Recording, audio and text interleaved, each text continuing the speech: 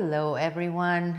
This is another one of my unplugged, unprepared, unedited video sessions where I'm going to just talk. It may end up being so long that I may call it or title it my filibuster talk with everything that's been happening or not happening, because everything has boiled down to post-election craze and COVID craze. And I'm one of those people who checks news, analysis, reports daily, every day for 3-4 hours. And in the past 6-7 days, I have not seen anything, really anything newsworthy, as if the entire world has come to this halt. It has been placed on this pause, and it's understandable because the elections here in the United States does not affect and does not involve only this country. Maybe the elections itself does, although we have all these foreign lobbies, etc., unfortunately, in our country, and it ends up being by default influenced by other countries and players to a certain degree. But even without that, US is the US, okay? And US sets the tone for the rest of the world, whether you like it or not. And you have the entire world watching, waiting, and wondering what's going to happen. And with the count, the vote count, I have been going through this post-election blahs, and I'm sure many of you are going to identify with this because it's true. In fact, I announced it on Twitter, on social media. This is the first time I voted since 2004. And I'm going to talk about that in a second, why, what prompted me to vote this time. And I have unplugged from all mainstream media for so long, since about 2003, 2004. And it was so masochistic because, like a masochist, I ended up watching several mainstream media channels simultaneously during this entire count business. I was watching ABC, CNN, RT, and a little bit off and on Fox News. I'm gonna go ahead and scrunch my face with every single one of those because I hate all of them. I had not watched any of these channels since 2004, but I was watching these channels not because I wanted to find out about real facts or get real information. I was watching all these mainstream media channels as an observer, as an analyst, paying attention to how they were reporting things, the wording. Words are so important. Words are so powerful. For example, words they were using when, let's say, candidate Biden was grabbing, let's say, the lead in certain county or in a certain state, versus words used for the exact same situation for when President Trump was getting ahead in a certain city or a certain county or a certain state. It was amazingly consistent. It was so hypocrisy ridden in such an obvious way. I remember way back when people were saying, they are inserting these hidden codes that you can't even detect, via naked eyes, to influence people, to program people. Remember, there were all these discussions on that.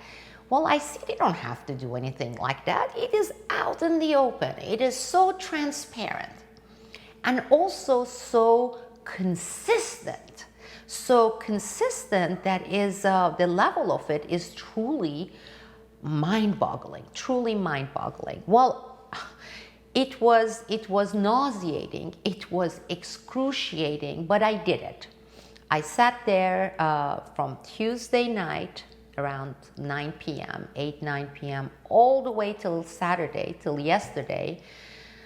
I was switching between these channels and I was watching, I was listening, I was being disgusted, but it also confirmed what I have been saying for years, that the indoctrination, the programming, the propaganda effect of all these mainstream media outlets. I'm putting every single one of them in one bucket.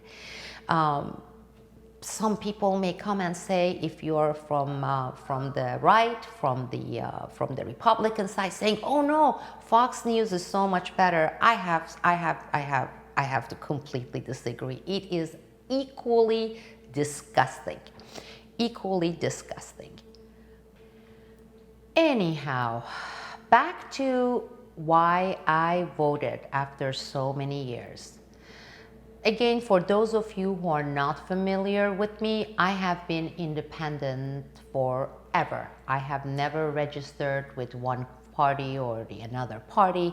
I have never ever followed the party line, and I still don't. I still don't.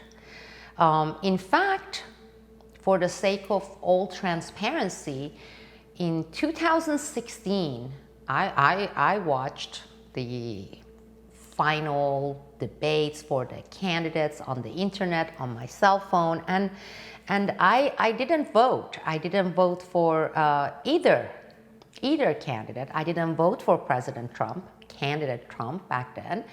I found it ridiculous.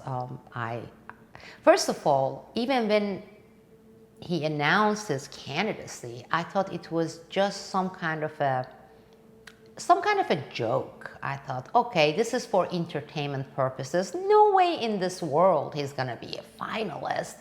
You know, I kept thinking of him, rightfully so, at the time, as this guy who had TV program and very theatrical and boisterous, with this very interesting, flamboyant background, and with his programs as "You are fired," and it's just like, how can someone like that be a candidate, or seriously be a candidate? So because he didn't have really any political track record, I didn't even pay attention. And I said, wow, look at where we have gotten.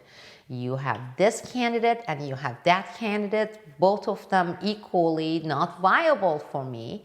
And the whole election process, unfortunately, in our country, I'm sure it's the case in many other countries as well, it's so rigged, okay? It doesn't induce any confidence to say, yes, we are going to trust those software that they are using, and people who actually have created or own or sold those software.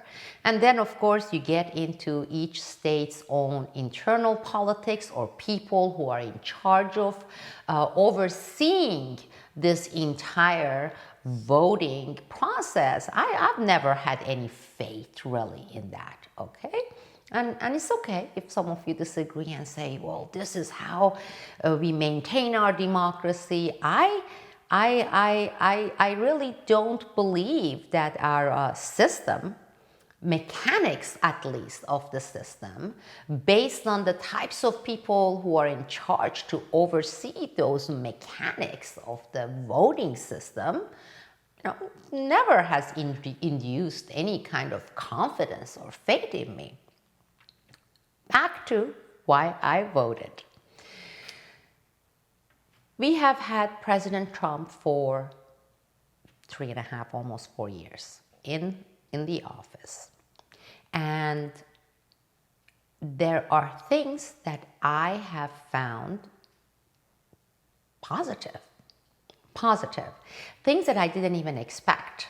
I thought, I believed, I predicted that just like the presidents before him, George W. Bush, Obama, there was going to be all these talks and promises and everything. But once they get into office, once they get into this White House, they go about doing the exact same thing.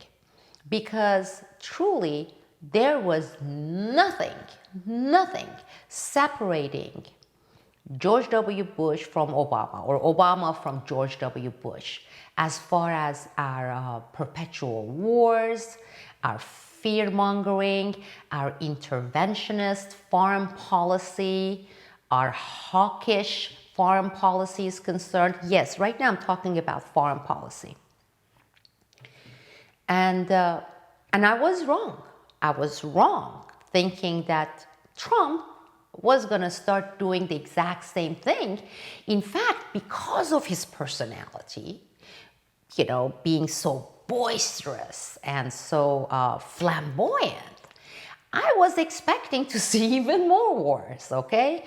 I thought this was going to be a guy who was going to constantly, swirl his rope there and say, yeehaw, let's go and let's nuke the hell out of them. And that, similar to George W. Bush, that was what I was expecting, okay? And considering that he didn't have any track record politically, I guess I was biased to start with because of the past, because of all the other presidents before him. I quickly made up my mind that that was what was going to happen. Well, it didn't, because I did watch every single thing we did as a nation after his elections, within foreign policy, and specifically within the region where I am an expert, I'm an analyst on, right? The Middle East, all right? Central Asia, Caucasus. And I really paid attention, because I was reporting, I was analyzing our foreign policy practices, I have been analyzing all the developments in that part of the world, which is a big part of the world, which is the epicenter of the majority of what we call the ethnic conflicts, the upheaval, the not having a stable political system, always war-ridden, either internally or externally, or internally and externally simultaneously, right? He actually pulled our troops from northern Syria. He refused to finish the job, the operation that Biden-Clinton started. They toppled the government in Egypt. Then it was Libya. They went about destroying Libya. And it was supposed to include other countries on the list. And the next on the list was Syria. And they started that process, right? They created Obama, Biden, Clinton. They created ISIS.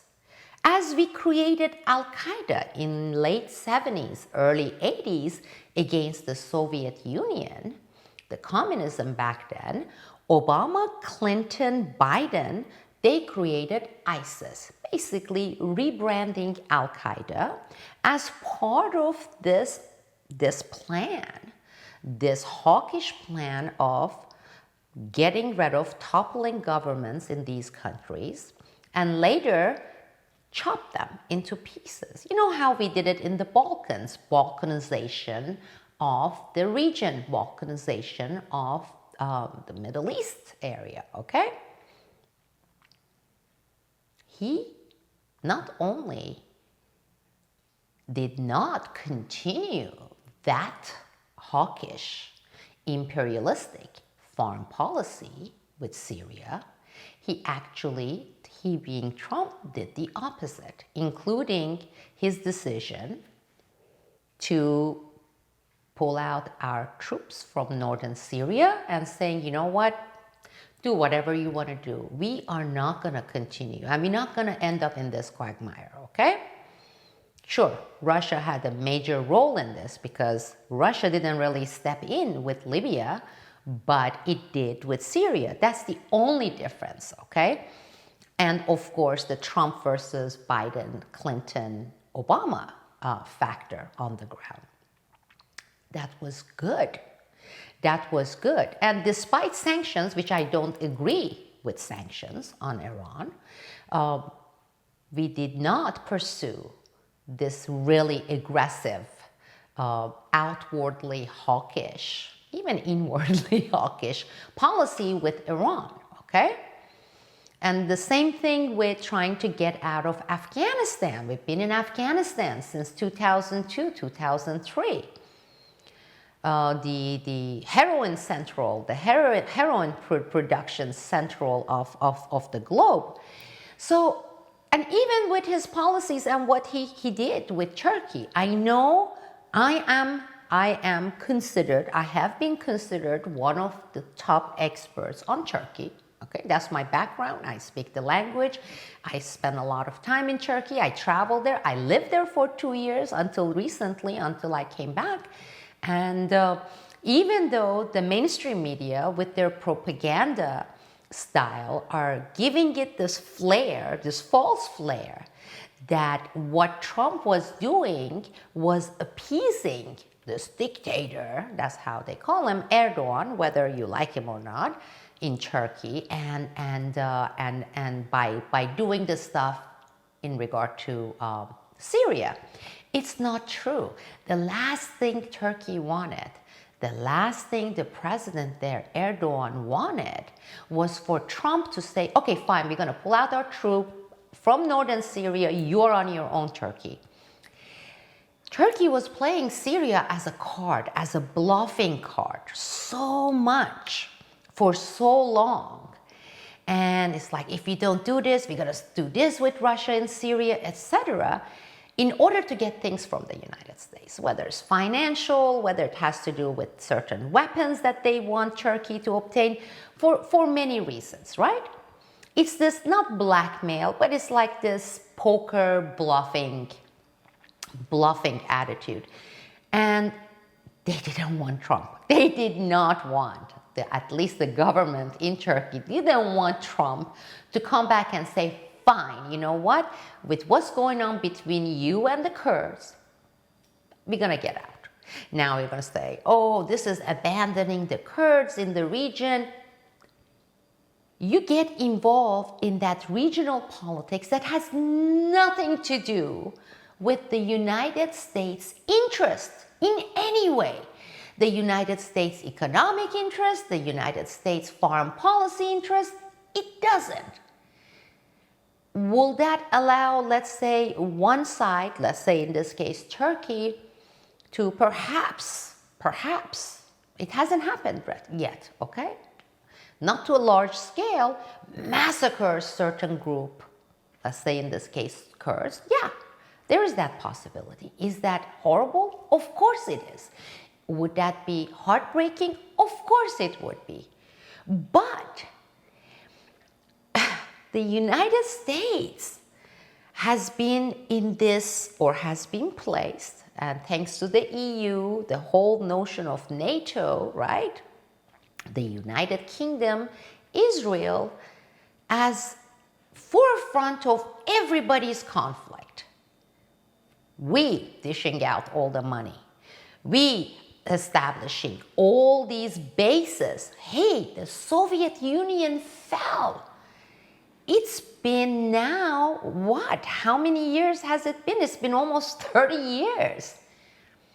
The idea of putting all these bases, which cost trillions of dollars, maintaining these bases, also fighting other nations' wars for them, was coming to an end with these new, brand new, spanking new foreign policy attitude, which I agreed with. I am anti-war. I am anti-intervention. Okay, I hate this interventionist policy that the United States has been pursuing since World War II. In fact, that's why we got involved in World War II. I'm against that. I have always been against that. And I never, ever saw any president in the White House, in the United States, who went against that imperialistic, expansionist, interventionist foreign policy platform until Donald Trump. Okay? Until Donald Trump. So seeing that difference, being anti-war, being anti-interventionism, was one of the top reasons prompting me to go and vote, because I know that was a hysterical laugh, wasn't it? Because it's not a happy ha-ha laugh. I know what's going to happen. Once the legal votes are all counted, and let's say he gains victory fair and square. He hasn't yet, and I'm going to get to that. He hasn't yet. Once that happens, and if it is honestly, okay, rightfully his, it is his, all right? We may get disgusted, we may get really upset. We have to respect the wish of whatever majority, however little, that says this is who we want to cast vote for. Whether they are informed or not, whether they are misguided, whether they are indoctrinated. If it is fair and square, if it is just, if it is straightforward, we have to do that. We have to respect that. The other side didn't, okay? The other side didn't. The other side, right from the start,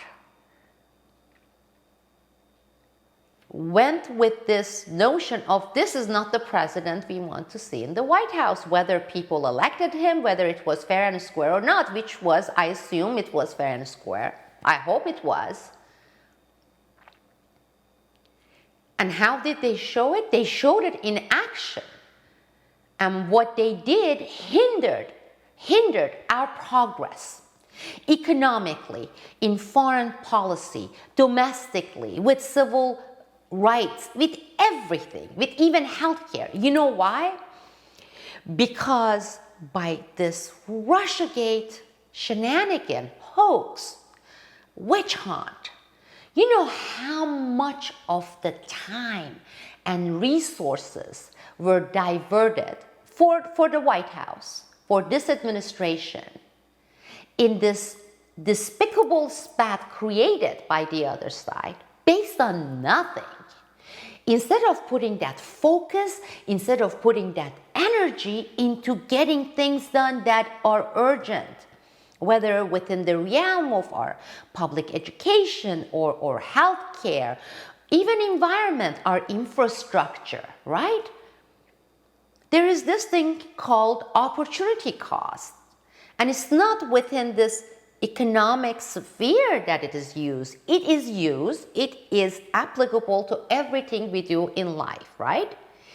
The time and resource that is spent on this means the time and resources that are not spent on Y instead of Z, okay? That's what happens.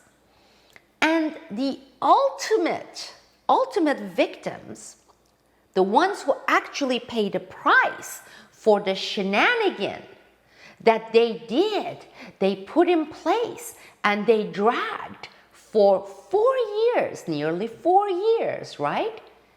Who is it? Ultimately, it is we the people, whether you're Democrat, whether you're Republican, Libertarian, Green, Atheist, Christian, Jew, it doesn't matter. It was with our tax dollars, and it was with the opportunity cost involved that took away from other things that we could have, the administration, the White House could have spent their time on. That's like a double, triple whammy. And they did that. That was basically the group, the side, the party that said, we're not going to accept it. Meaning what? Meaning what? We don't care about democracy and voting system or any of those stuff. We like the idea, notions, as long as it's our guy, as long as it's our party, as long as it involves our ideology. Well, that's not liberties-oriented or a federal system or the democracy, whether it's direct democracy or indirect democracy. It is not. That's what I'm talking about, and I'm going to be talking about, and that's the hypocrisy notion of it. Now, foreign policy, with vast majority of the decisions or actions this administration, Trump administration, took as a geopolitical analyst, as an expert in this area, as a journalist, as a former government whistleblower, as Sibel Edmonds, I agree with the vast majority of it. I am telling you, I don't agree with sanctions unless they are really warranted. I didn't see it as warranted on Iran. Put those aside. I'm not saying they are not big deals. They are big deals. But as far as hawkish, perpetual war-oriented policies coming to a halt, coming to a stop, inaction, I agreed with it, with all of those, because I am anti-war. I have been anti-war. I will always be anti-war. I have not come across a justified war yet in my lifetime, okay? And I'm half a century old, okay? I'm old. That was one main reason. I like to see that continue. Think of all the trillions of dollars that are spent in these self-created, synthetically created conflicts, intervention, coups, wars, being spent for the things for us, we the people, Americans, here in this country, and yes, we need those. And there is so much that should be done inside, internally, in our country. Coups, I said coups. Interventions, including Arab Spring, concocted, designed by the deep state via Biden, Obama, Clinton administration. Ukraine, designed, put in place via Biden, Obama, Clinton administration. Turkey, the attempted coup via CIA operatives and Gulen, concocted, implemented, put in place by Biden, Obama, Clinton administration.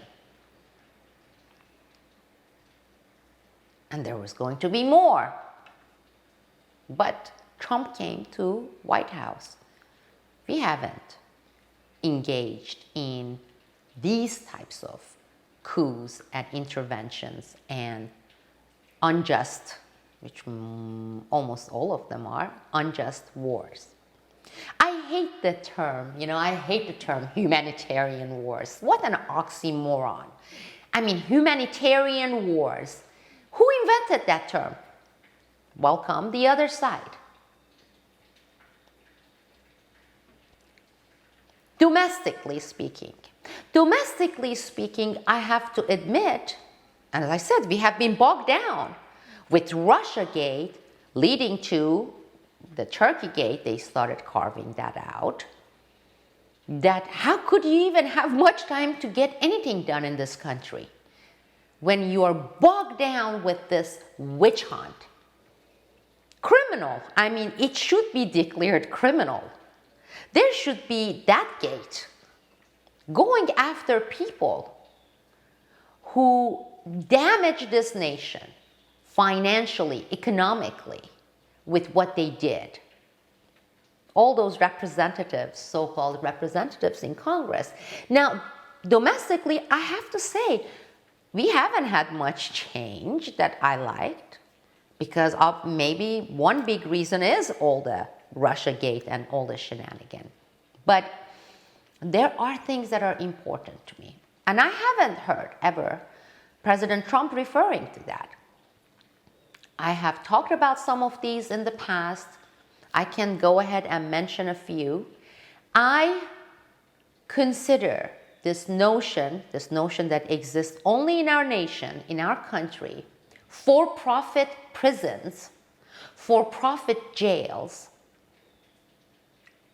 nauseating, immoral, unethical, wrong, so wrong, no ifs or buts about it, so wrong. I want to see that eliminated. I know many people on the right, when you say, oh, there is another way, instead of saying for-profit prisons, people, they say private prison system, privatized prison system.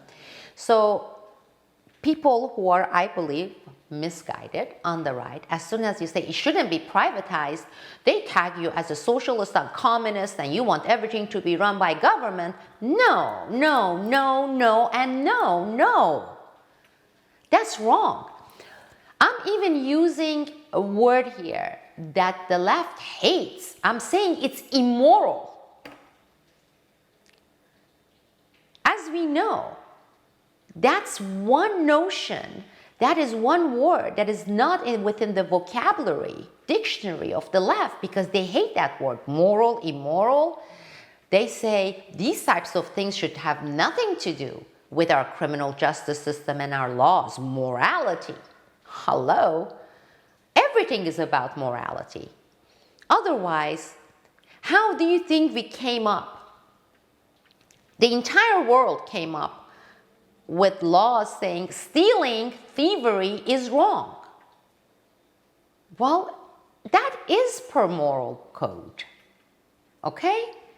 If you look at what we consider wrong, murder, okay, looting, thievery, well, look at every single religion in the world.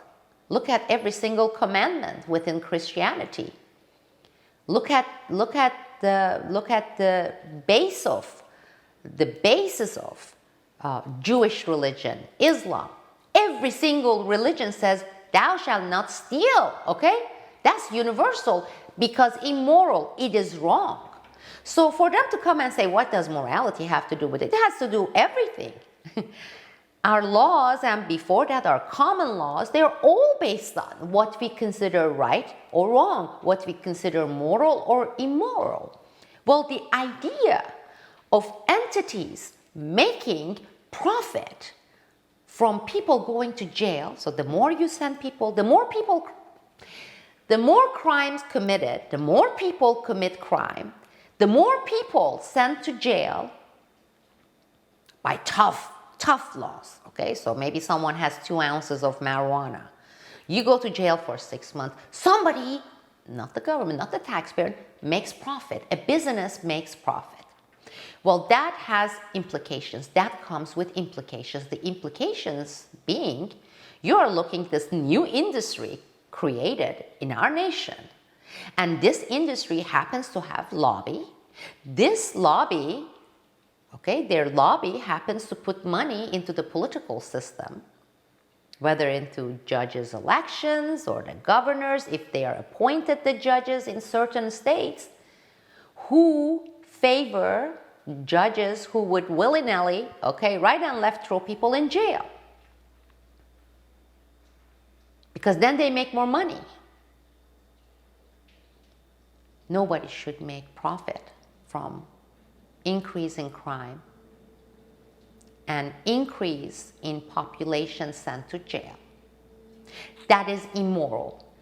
So whether you're on the left and you consider it as, you tag it as human rights issue, conflict of interest issue, whether you're a Christian, you're from on the right, and you're saying it, okay, morality versus immoral, it's immoral, okay?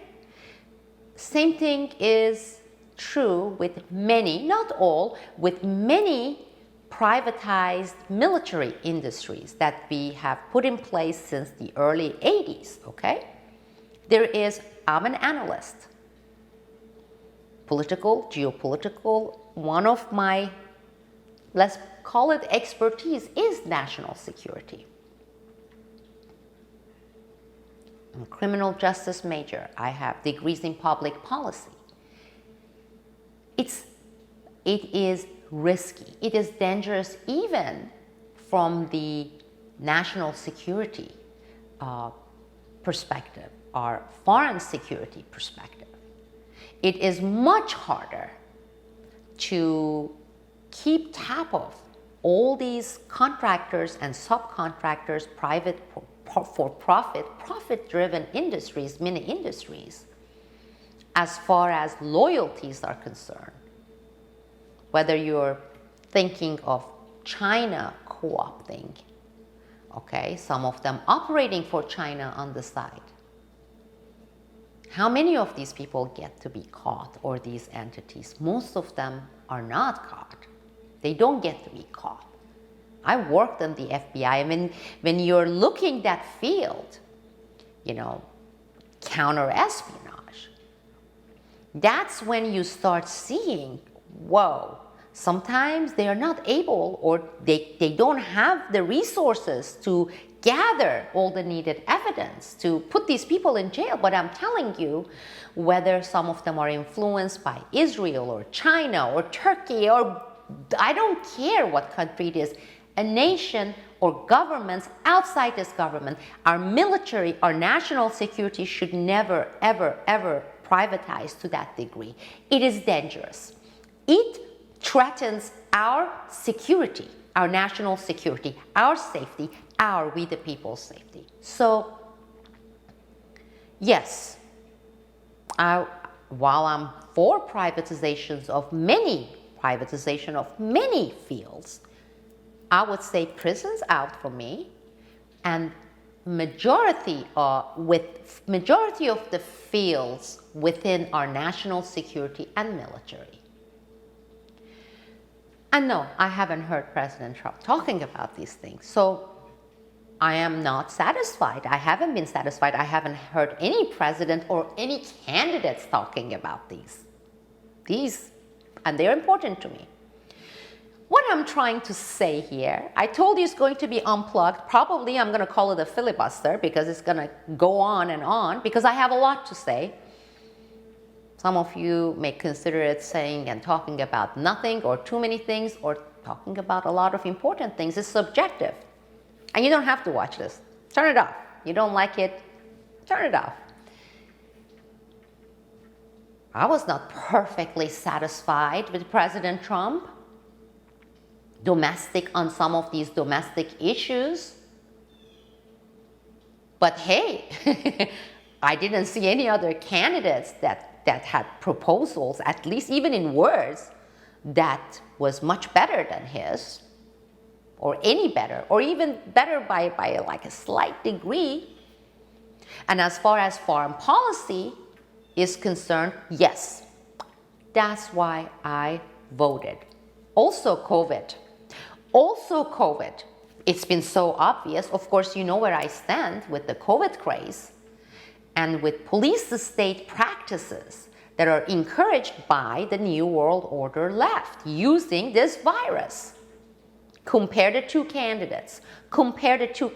Because Biden has been on the record millions of times. I'm saying millions of times because it's everywhere. Mandatory masks, federally mandated practices, being really pro-big pharma. He even came out and said something like he would like to see people wearing their masks at home, you know, when you're with your kids and everything, walking like bandits, you know. I think, I'm not really joking, they like the idea of bodies, we the people being deprived of oxygen and becoming more brain dead. I mean, getting to be brain dead is already happening thanks to the indoctrination and social media and all those stuff.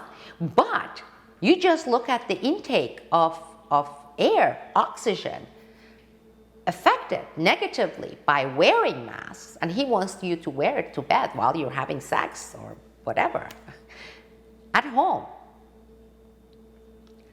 Brain dead people are much easier to control and program further program. That's a fact. Anybody wants to disagree with me, go ahead. The more brain dead you are, the easier their job. They don't want critical thinking, bright people. Because if you're bright and critical thinker, that's like a dangerous combination. The more of us, the more people are bright and critical thinking, the less the chances of success by these mega industries, by the deep state. Stupid people are much easier to control. They won't question things. So yes, COVID was another factor. Relatively speaking, I think he backed off President Trump from a bunch of things. He was stronger about those. So I haven't been very satisfied, happy. But in a world where every single thing is relative, comparing the two, Trump. That's why I voted. All these designed, staged riots here with looting and thievery and violence, Biden has been for it. In fact, he's been part of the system that funded and created and scripted and staged that. So yes, that factored in when it came to the decision to vote and to for whom to vote. That was there. That's it. I'm just being transparent. I mean, a lot of people want to, well, if I say this, if I say that, there's that faction that's going to hate me. This faction is going to like me more, but there's more faction that's going to say, I hate Sibel for saying that. And then they go and sugarcoat and then they say nothing, okay? They basically say nothing. Well, if I wanted to do that, I would run for office. That's not happening. So whether you like it or not, I'm telling you who I voted for, why I voted for him. The other thing that is important for me is actually, as far as our domestic policies and practices are concerned, it's a big deal, okay? Just like for-profit jails, against it, is this notion I love about our Constitution and about our nation. Separation of states. And this design that says you have the separation of states from the federal government, but even within the states, you have all these tiers. I love it. I mean, here in Florida, for example, they have been much more rational, relatively speaking. Again, I'm putting it on the emphasis on relative because it's far from being good on this mask and COVID craze. Not as good as South Dakota, relatively speaking, but so much better than Oregon and California and New York and Massachusetts on the COVID craze. The COVID police state. But further, here in Florida, things change based on the counties you're in. Certain counties are even better than other counties. I love this. And if you look at the last half a century or even more, I would say since post-World War I, with the Great Depressions, etc., especially crises, every crisis, 9/11, okay, the Great Depression, has been used to erode, to take away this separation further in favor of a big, bloated, beefy, corrupted, broken, wasteful federal government. Every single one of these crises have been used to grind and erode it further. Same with this COVID. And I know, based on listening to Biden, based on reading what Biden says, that's exactly what he wants. He wants to see this further, the further erosion of what makes our nation so much better than anywhere else in the world. They want federally mandated laws, okay, on COVID, because, hey, it's crises. You create the crises and you say, I have the fix for it. Here is the fix, and thou shalt implement it across the board, everywhere in the United States. So it shouldn't be up to South Dakota. I'll keep saying South Dakota because I really admire this governor. I applaud South Dakota. That's what Biden is going to do. So if he is legally elected, fair and square, that's going to be the first thing. He already has a task force that he is putting together. He doesn't want the separation of states. No dictator does. No authoritarian deep state figurehead would want that, because that means less power for them.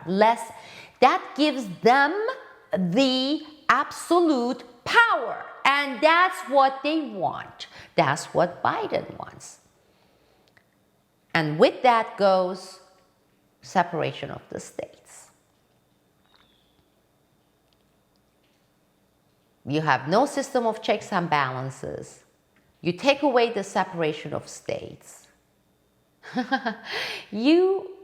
And I mean, all the things that they took away from our Constitution, Bill of Rights, with 9/11, the crises, the Al-Qaeda terrorism, national security crisis, paired up with COVID crises and what they want to do federally, there's not going to be anything left from this country that distinguished it from the rest of the world.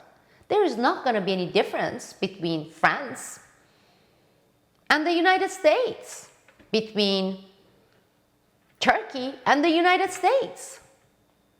Is that what we want? But that's what they want. They are not frank and honest enough to come out and say it, but all you have to do is check the facts. Check them in action and see what those actions tell you. What those policies they want to put in place tell you. That you look at them objective, not being from the right, not being from the left. You see where they want to be. I don't want to go there. Without this propaganda and indoctrination, I don't believe any American would want to go there. But hey, if you're doing it on a daily basis, what I did for 4 days, tuning into CNN and ABC and Fox News and the rest of the crap holes, you're not going to understand, because they gift wrap it. You know, like they package it, they wrap it with these sophisticated, nice-sounding words and adjectives. You say it's good. It is to stop the death, millions from dying from this flu, from this virus, for your own good. Because if we, solo power federal government, don't do this, we're going to lose millions of Americans to a virus, You repeat that, thousands of times, 24/7. They are going to lose the ability, people who are tuning in, to see the real facts in this. We want to take away your Bill of Rights, your liberties. We want to take away the separation of states. That's exactly what they are saying. But they're not going to say it that way. They are not going to say it that way. When have they said anything that way? It's always said with pretty words. All these horrendous, dictatorial, authoritarian practices are presented in shiny gift wrap with words and the mainstream media delivering the wrap. They don't show you the crap, the shit inside this wrap, in this package. They just show you the package, okay? That little ribbon and the shiny package. Inside you have shit. That's it, it's shit. Obama was excellent at it. He sold our nation shit wrapped in shiny, beautiful package. Because that's laziness, because people have this major blame to share here as well. They don't want to look past, beyond, and above, and under shiny wrap. They don't want to see shit. They like to see shiny wraps. That's exactly what you're getting. That's exactly what we're going to be getting if and when Biden is legally and rightfully elected.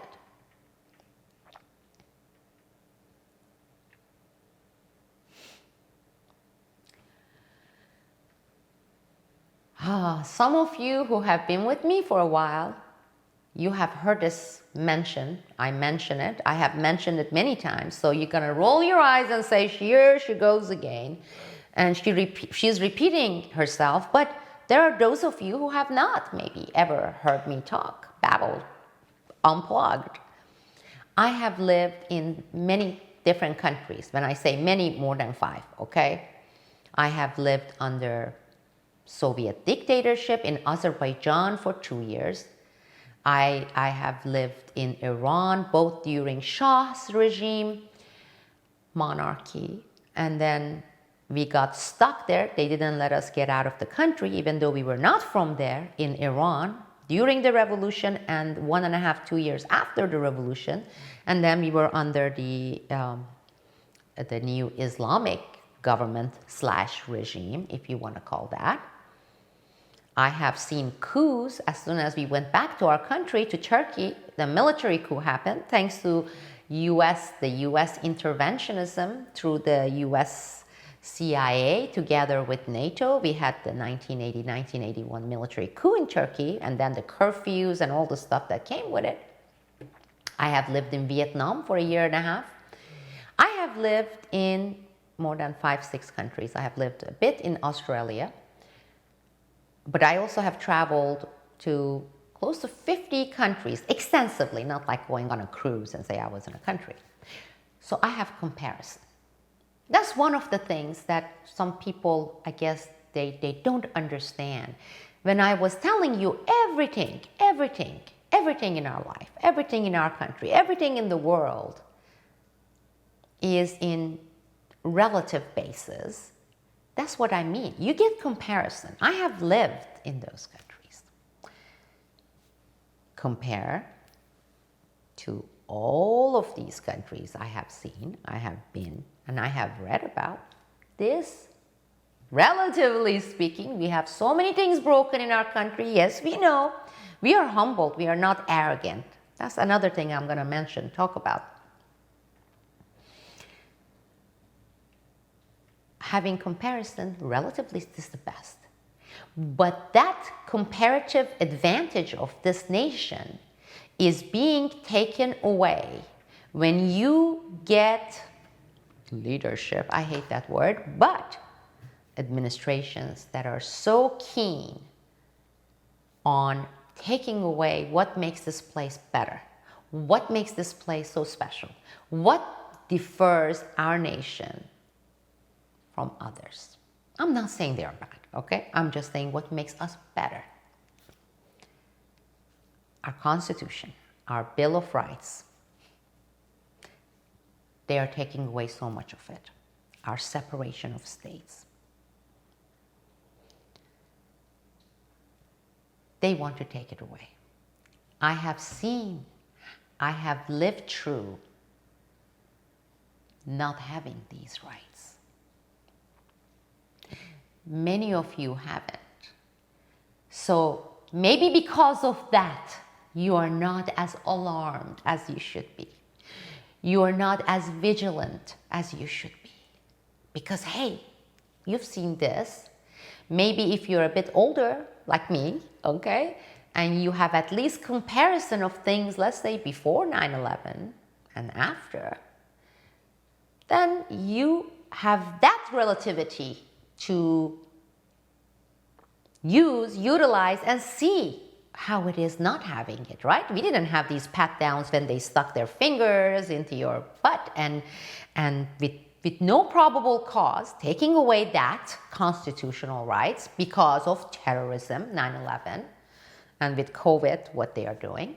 So you have a bit sense of, just based on the time and what is now versus what it was 30 years ago or 40 years ago. But then imagine, I have been in this country for it's going to be 33 years.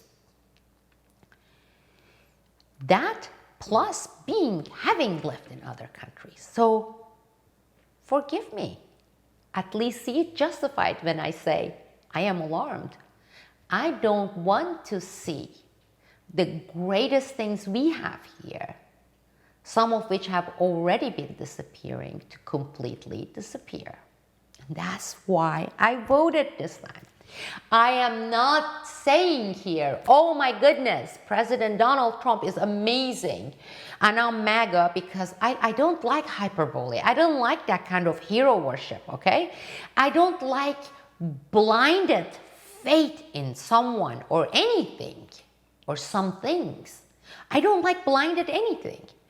And there is this crowd who's like that, okay?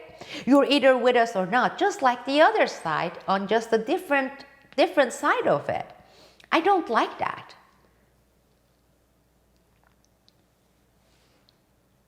But it's coming if and when legally he's elected. Does that mean we just throw in our hat and say we are done, it's finished, we are doomed, doom, it's a doomsday is coming? No, it's an eternal vigilance. That's why they call it eternal. It never ceases, okay? It never stops. It's an ongoing struggle. Without it, there will be nothing left in one day, in 24 hours. And I'm not saying, oh, the best we can do is delaying it. No, I'm saying we even have the power to stop it, to reverse all these trends. The trends that making us as a nation, with every single one of these practices, a much worse place. Taking away what makes it great, what has been making it, or what made it great, and some of the things that are still making it great relative to other places. So even if he is elected, legally elected, when it's totally done, that's when I'm going to say stop. Once I see everything is counted, every single one of these issues, main issues, are addressed, and then he is elected, okay. What then? Well, there are things. We don't sit down and get depressed and say, that's it. I mean, yeah, we may do it for a couple of days or a week. But think about the states you are in. There is power, much power, in local activism. Don't let them easily to come and take away that right. Your state's rights, your state's power, our state's power. Whether it's on COVID or on terrorism, whether it's on education or being freedom of choice when it comes to vaccination, so many issues are local. They are state-based. we have to guard it with all we've got. We've got to defend it. And that's not going to happen by being an armchair activist only. One of the things, I said I'm going to talk about hypocrisy a little bit. It's mind-boggling. And there is hypocrisy, then there is hypocrisy, the level of hypocrisy, which is coming our way from every single one of these major platforms, media platforms, social media platforms, Hollywood platform, the film platform, movie industry, all practically one voice. I have been saying this, and I'm going to repeat it again. We need to put our effort and energy also on creating viable alternative platforms for our media, for our social media, for our communications.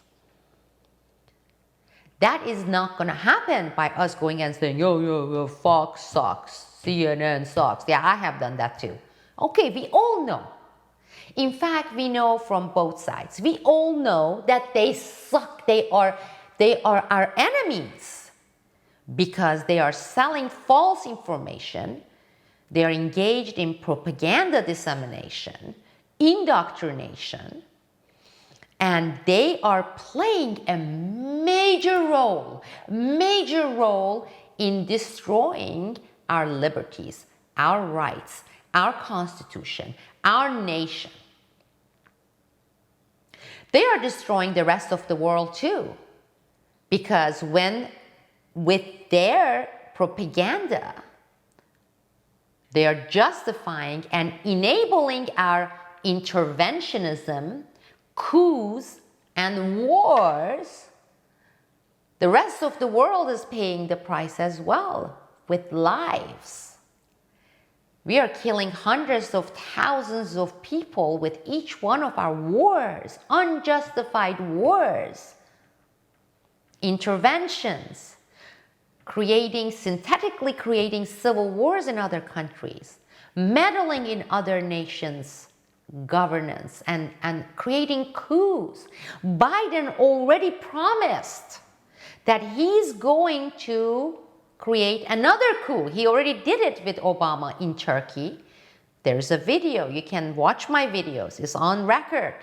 He's on record. He's saying, yeah, we need to give the money and backing to the opposition groups in Turkey to topple this regime, Erdogan regime, even if Erdogan is a regime, which is not. Whether you like it or not, there is this segment in Turkey that likes it, okay? It is none of our business. How do you feel? How would we feel if countries like Turkey and Saudi Arabia and blah, blah, actually day in and day out, let's say if they had major news platform, they don't have it. We have. US has all the mainstream media platforms from CNN to Wall Street Journal, etc. But let's say they did. And they end up every day, 24/7, saying, we need to get rid of this president in the United States. We need to actually get rid of that governor of South Dakota. You know, you would pause and say, WTF, get the F out. It's none of your business. It's our country, butt out. That's what we would say, right? I know I say it in a crude way, but we would get offended, right? Well, the same thing is true. Why can't we understand it, at least for some of us? Whether they are dictatorial or Islamic or atheist or whatever they are, it's none of our business. They are sovereign nations, okay? And it is up to the people in those countries to get rid of their governments, whether it's through revolting, revolution, or voting.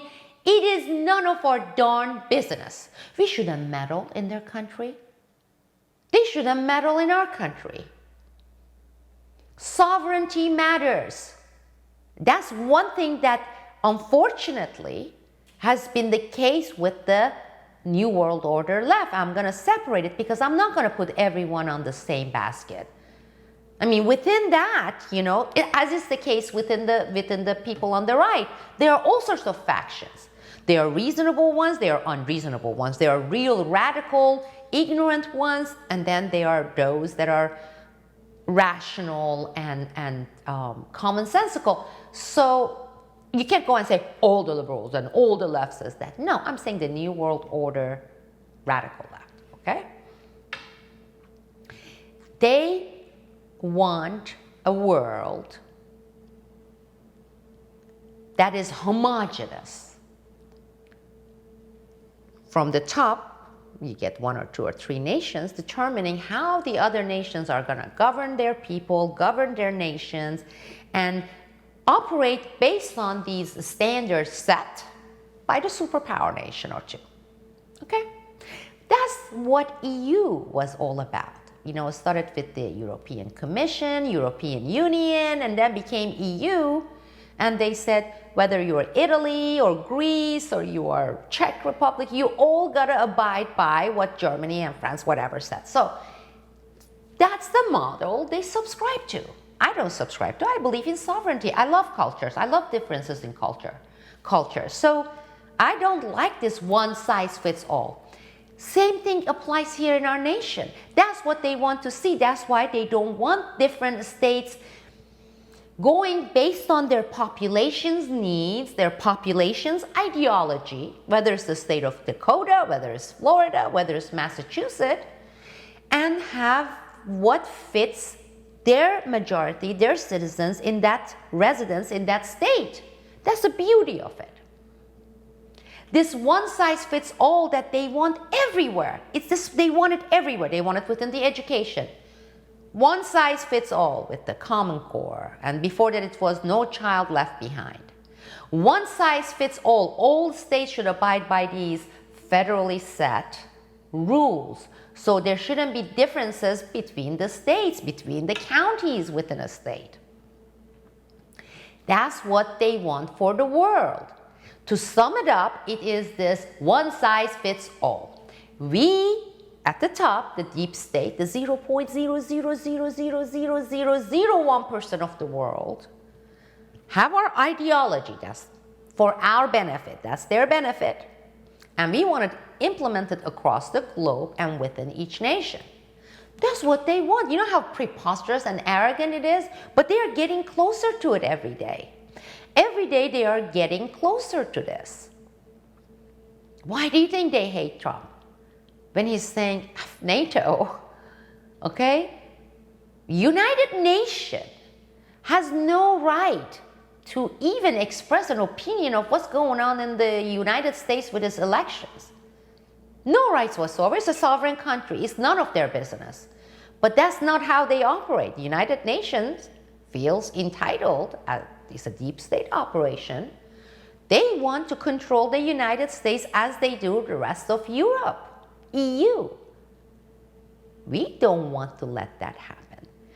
Back to what I was saying.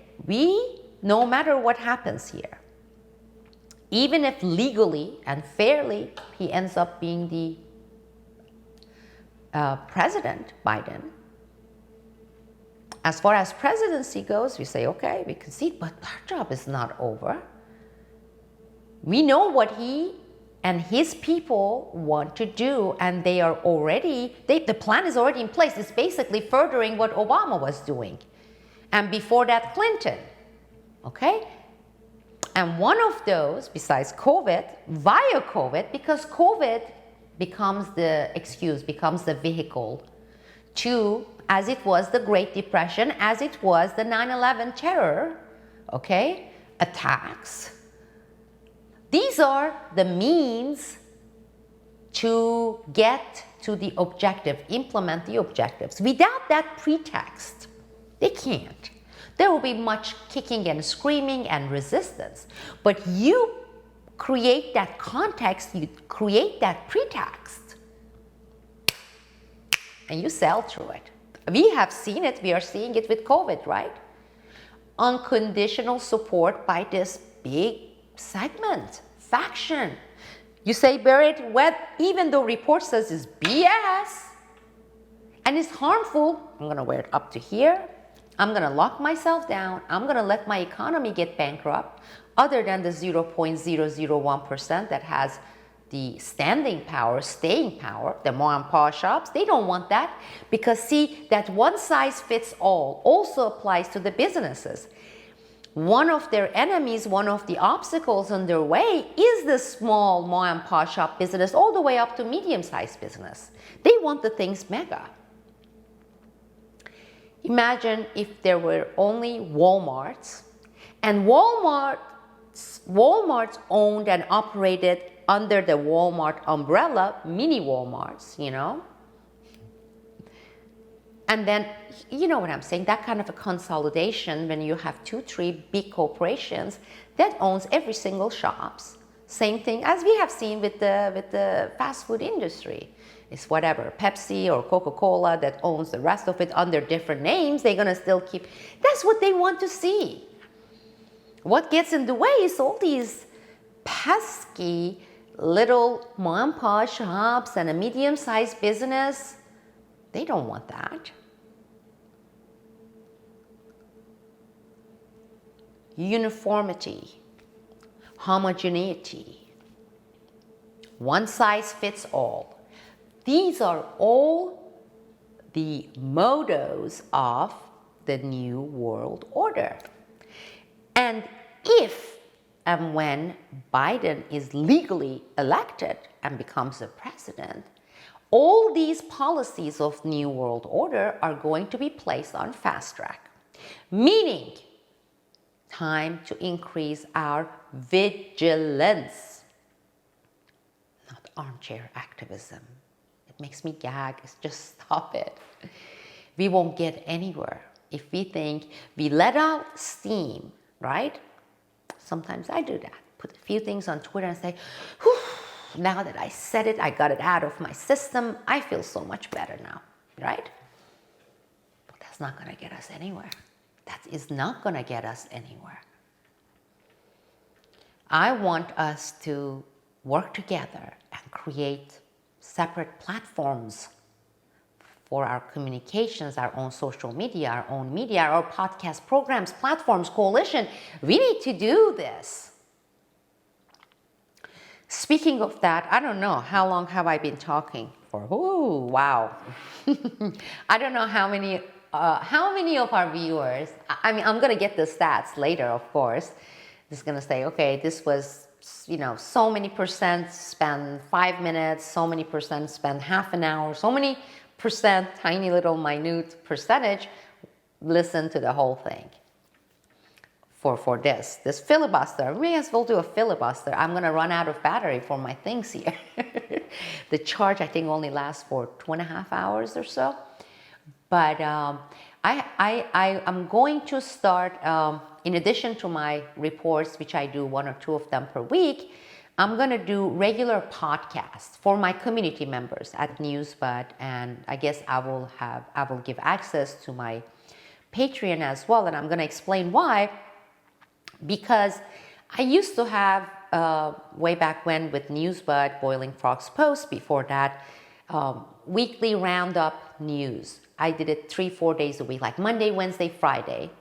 And I rounded up the most important developments for you, for my viewers, for my readers to watch out for. Here is international, geopolitical, you know, but also domestic. The kinds of developments that, let's say, the mainstream media is not going to put the focus on, okay? Or the Soros-owned alternative media is not going to be putting the focus on, emphasis on. I say, watch this, watch that. Here is what happened here. You need to follow up on this. You need to keep an eye on this. That's what I did. And to do that regularly, almost daily basis, but let's say I start with 3 days a week, with the camera and all the lighting set up and me getting ready so I'm presentable, And then afterwards editing this, and the files, these are HD, right? They are massive. Uploading it, that's time consuming. Audio file only for the podcast, for this news roundup. First of all, I don't have to get ready. I can be wearing my PJs and just sit there after going through my several hours, which I do anyway every day, reading news geopolitically, internationally, US domestic news, etc., segregating maybe 5 or 10, and then giving you maybe 2 minutes, 3 minutes each. Maybe it will be a 30, 35, 40 minutes roundup daily or 3-4 days a week. And then this audio file is so much smaller, so much easier, faster to upload to my Patreon, for my Patreon community members, and at Newsbud. But also it's important and good because as part of Newsbud, I also have access to your email addresses. This is so important because they are taking the social media platforms one by one away. As we know, YouTube, thousands of accounts have been already purged. More will be purged. It will be accelerated, I bet, under Biden.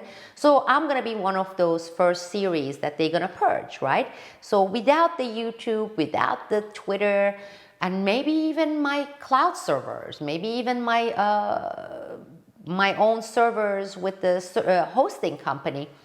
But with the email addresses, because audio files are smaller, much smaller, I can, at some point, when the police state actually takes out or takes away all these channels from me, I will maybe, hopefully, start sending you my emails, my members at Newsbud, with attached audio files so you can download and listen if you care for it. Anyhow, this is the reason I've been thinking about this. So I'm going to start this very soon. And this is, let's call it an announcement. I guess it's an announcement. And I will be having the news updates, multiple, every other day or so. Podcast, audio only for my members at Newsbud. So that's for that. Also, I brought it up. I've been bringing it up in every single episode, I think. We need alternative platforms. And I said, it needs to be viable. So, and that's going to have, it needs to be funded, okay? Resource intensive, right? We need to do something about it. I don't have the answer right now. And some of you, my members, have been sending me, oh, you should see so-and-so and so-and-so. Well, there are, just like me, there are millions, if not maybe hundreds of thousands of independent operators of real alternative. But who in this world can tune in to, forget about hundreds of thousands of people, to even 10 people? You know how much time that is? Let's say on average my video report is an hour or so. And then let's say even 10. Well, that's going to be 10 hours a day. Who has time? And then, if people say, oh, I'll save it, do it on weekends. That's like, and what kind of a person will have that kind of time anyway? I don't think those kinds of people are people that I'm going to be interested in. Because if you're working, all right, and you're raising family and you have a life, right? You should not have that amount of time to spend on social media and tune into this program, that program, that program, that program. That's very unhealthy. There's like something wrong there, okay? So that's not possible. And then somebody else brought up the suggestion of maybe a coalition. And I addressed that in my previous video. And I said, well, coalition, I would love it if it's the right kind of coalition of podcast producers. So maybe that way it is 7 days a week, 3 hours a day, and maybe there are 4 or 5 viable, legitimate, real experts, solid group of people involved in this podcast. So then let's say you spend max 2 hours a day, but you have gotten it from 4 or 5 different people throughout the week, 7 days a week. Maybe some model like that. But I again emphasize this in my previous episode, saying that comes with like egos, clashing with each other, personalities, ideologies, and then there's an issue of management, believe me or not, because look, I value my viewers enough to say, I want to make sure I have cleaned this thing up. Number one, I'm presentable. So I don't come here, it's like, yeah, okay, I was thinking like, darn, this happened and they're lying to you, man, or this people, they are doing the microchipping and your microwave is, it's not that. It is well prepared, well presented with respect for your audience. So it is, when I say professional, I don't mean, multi-billion-dollar CNN professional with the studio lighting and everything. I'm just saying clean, okay, precise in terms of edited, all the junks out of it, the gaps, the stretchy silence. And I'm not talking about unplugging like this, because how in the world would you edit this, right? But my news reports, those of you who have been following me and watching my news reports, let's say on Turkeygate, etc., at Newsbud or Patreon, you know that I have thesis, and then there are, the body of here's what it's about, why, and then there's a conclusion. So there's an order into this thing. It's not like this, what is this episode? That's why I'm going to call it Filibuster Unplugged.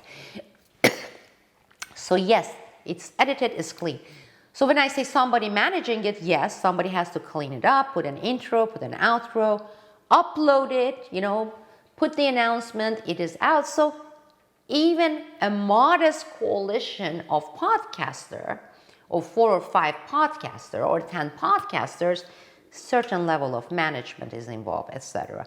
I would rather it be someone else than me. I learned one thing through Newsbud, and that is, I don't want to ever be in this position where I spend all my time editing other people's work, checking it, quality control, uploading it, servers, all the financial work that you have to do, including accounting, with subscriptions and payments to I will never do that again. That's why I decided, okay, it will be much more feasible to do it solo.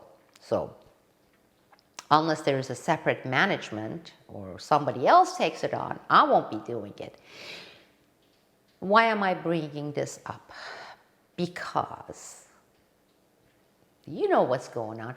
The reason I'm pointing this way, because that's where my flat TV is, right there on the wall. So I'm like, that's what CNN and NBC and NPR and Democracy Now! Brought to you by Rockefeller Foundation and George Soros, Facebook, Zuckerberg, Twitter, YouTube, come on, even Parler, okay?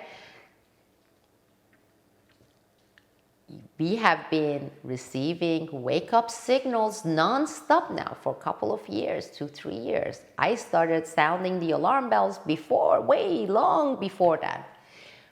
But don't wait until it's been all blocked to say, oh, now we are totally platformless, completely platformless, let's do something. By then, it would be the case of, hey, dude, it's too late. We need to start doing it right now. We need to work at it, put our money. Okay, I will commit here. And I don't know, I was at a dinner with a few people, and I said, I commit based on this month's, right? This month's finances, accounting that I did, and this was for the month of October. I'm like, I can put aside $150, $200 to contribute towards this alternative podcast coalition, or this truly independent, viable, professional, alternative, fact-based news source, however small. Now, next month, based on my finances, I may be able to afford only $20 or none.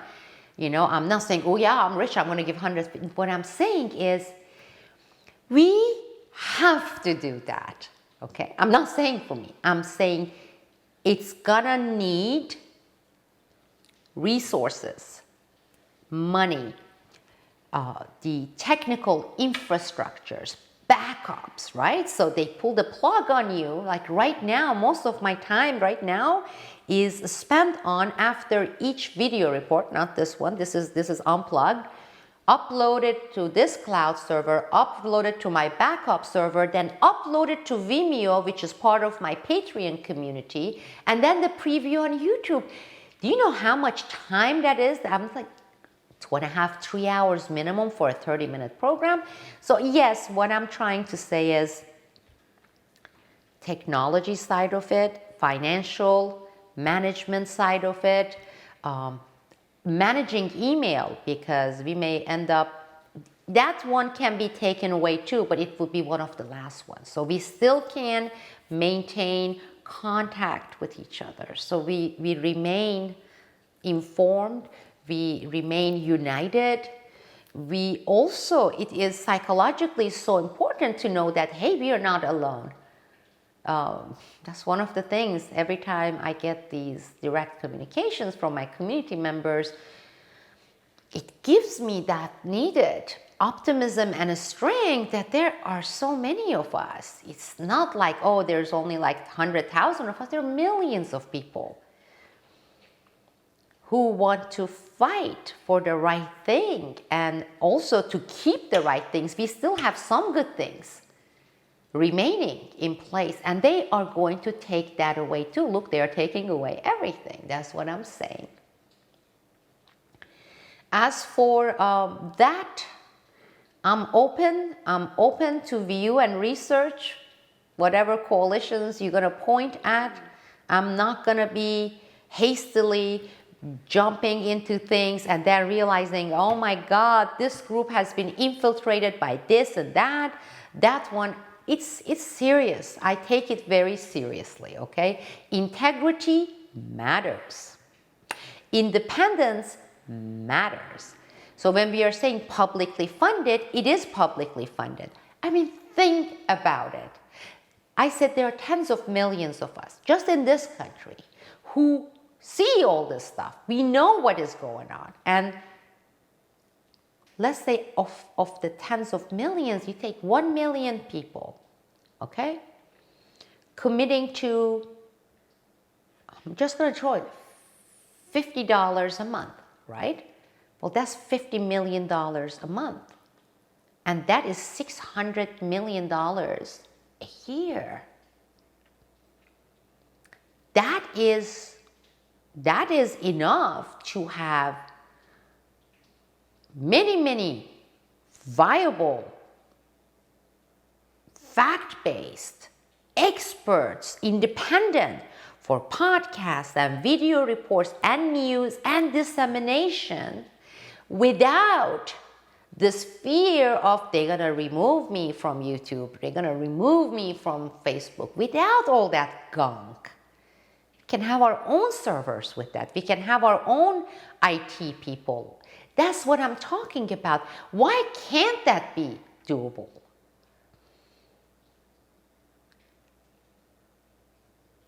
And anybody who would come and say, oh my God, it's impossible. You can't find, in a country of 380 plus million people, you can't find 1 million people who are willing to get together and say, we support this.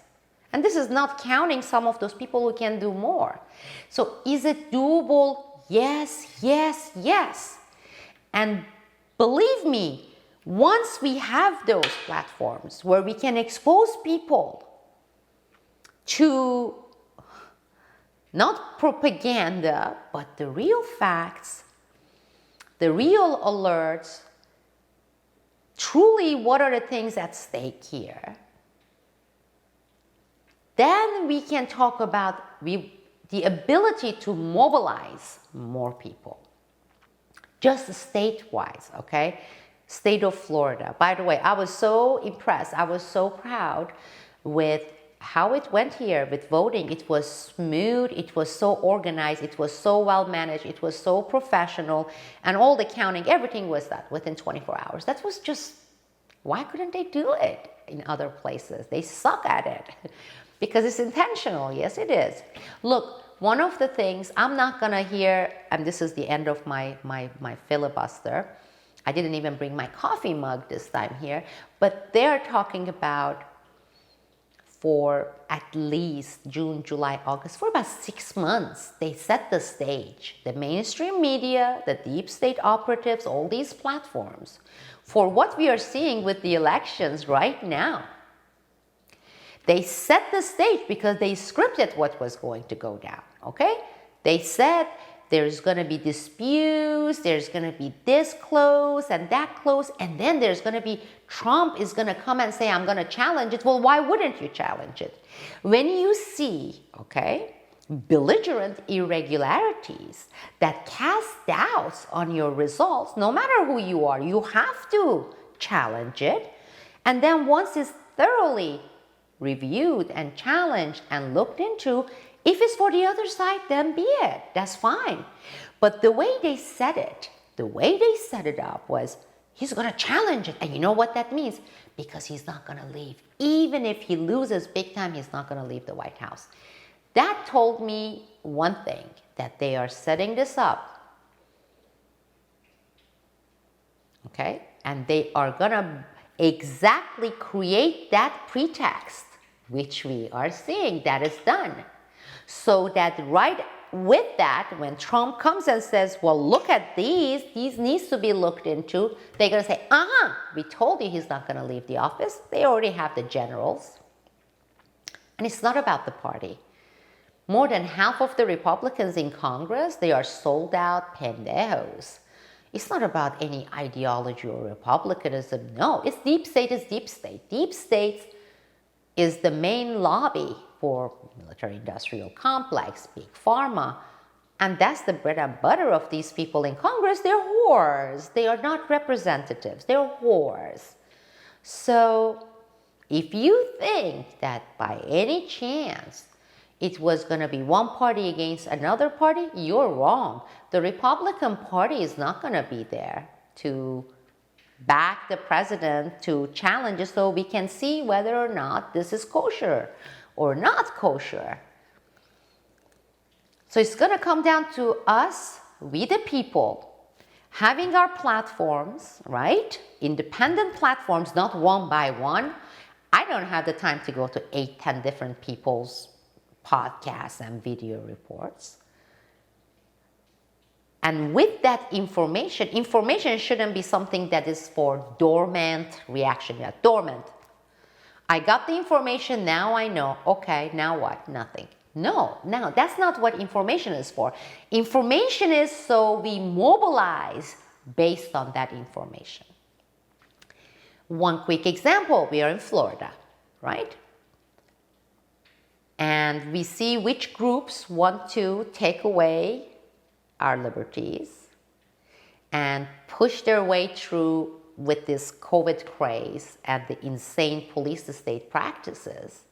How do we organize and get together in the state? Because in this particular state, Florida, we know we have millions, we have actually the majority who are willing to fight it. But how do you bring them together, right? They take away your mode of communications through the social media. Well, how are you going to say to people in Florida, hey, people, those of you who see through this, together we're going to go for and we're going to target this commissioner, okay? Or we're going to do this and or we're going to do that. Well, we can't do any of this stuff. Information platform. Viable, emphasis on viable, independent, solid information platform, organizational skills, and having that mobilize and towards objective. And with that, action, okay? So it's not like, oh yeah, let's go take action. I'm going to go and stand in front of my supermarket and I'm going to say, This is police state practices, I don't like it. And then two other one, Jane and John, is going to be in front of another 7-Eleven doing that. That is not going to be effective. It has to be strategized, it has to be managed, it has to be coordinated, it has to be communicated. Mobilization, post-mobilizations activism on that particular topic. We have to be mentally, with our resolve, prepared to do all these things. And yes, it is going to need resources. It's going to need funding, management, technology, communication platforms. Don't wait till too late. Please. I love my country. I know that almost every single one of you who's watching this, you love our nation as well. I know you value our rights, our Bill of Rights, our Constitution. What makes our nation our nation?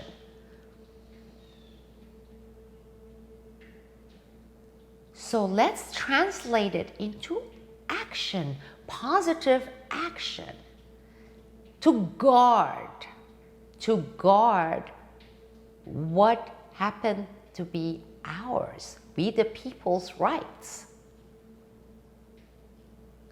And to do that, be willing to put the money, time, energy, focus, attention.